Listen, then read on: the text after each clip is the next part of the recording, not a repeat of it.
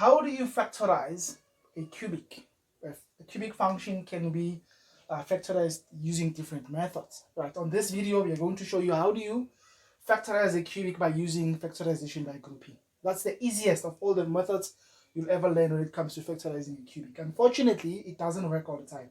But if the opportunity presents itself, then you should take it. So in this video, we're going to show you two examples that require you to factorize a cubic by grouping.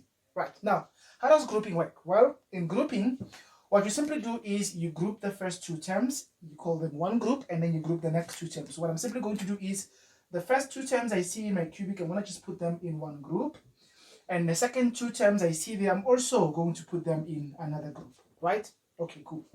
Now, after doing that, I just look in my first group there and check what is common between those two terms. And if you look at this, you'll agree with me that there is x squared inside x cubed. And there's also x squared inside 2x squared. So I'm going to take that out as a common factor. So I'm going to say this is as good as x squared as a common factor into. Now, if you factor out x squared out of x cubed, you'll be left with 1x. And if you factor out x squared out of 2x, you'll be left with positive 2. So that when you say x squared times x, you get back your x cubed. And then x squared times 2 will give you 2x squared.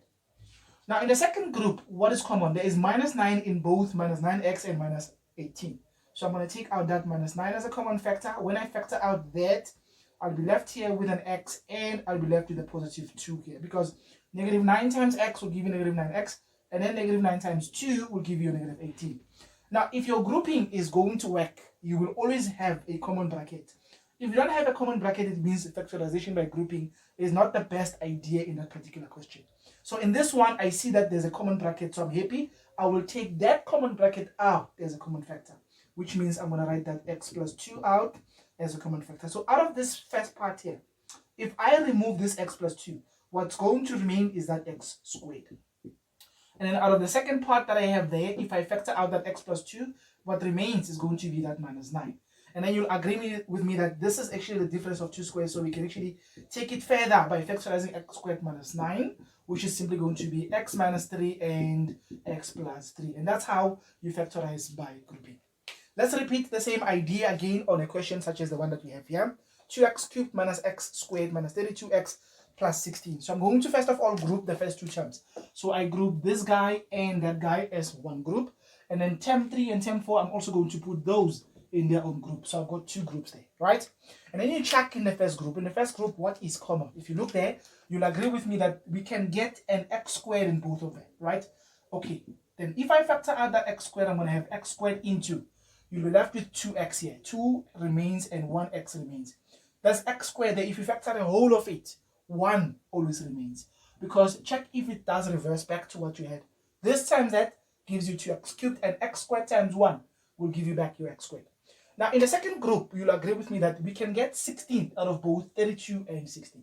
Now, I'm going to factor out minus 16. So when I factor out minus 16, what is going to remain? Out of this one, you'll be left with positive 2x, right? And then out of that 16, if you factor out negative 16 out of positive 16, you'll be left with negative 1. Because you need negative 16 times 2 to get negative 32x, and negative times negative to get back your positive 16. Now check there, the bracket is the same. If your bracket comes out the same, then it means your grouping is working in that particular instance. So that bracket, the common bracket, comes out as a common factor. So I'm going to write that 2x minus 1 into this remains. There's your x squared remaining. Out of this part, if I factor out the bracket, minus 16 remains. Once more, I've got the difference of two squares, so I can just finish off by saying 2x minus 1 into. This is going to be x minus 4 multiplied by x plus 4, and that is how you do factorization by grouping.